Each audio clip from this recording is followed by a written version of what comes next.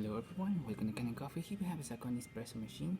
Now for this machine we only did a tune-up. We just replaced the group head gasket, the gasket from the piston that you see right here, the gasket from the tank knob, as well as the gasket from the side glass itself, and this little piece that goes right here.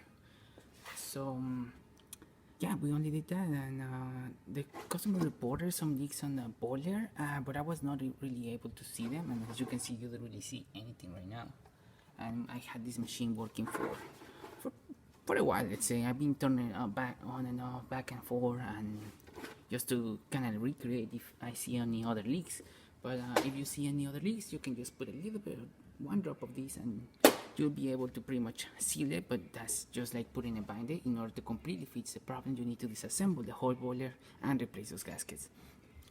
So starting with the steamer, we're gonna test this machine. And as you can see, steaming properly, really good, and really hot. And now a shot of espresso. I use the same grind settings as I use a different grind setting for this machine, so hopefully I have it right. Otherwise, we're gonna see drip coffee or coffee barely dripping.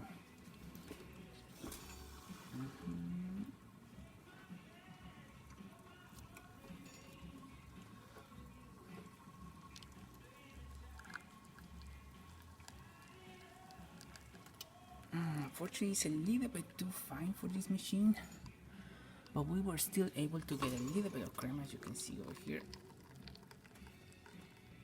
There you go. Yeah, there you have it, Zacconi working once again. So thank you for pairing with Kanen Coffee. Please subscribe to our channel for more content like this every day, and thanks for watching.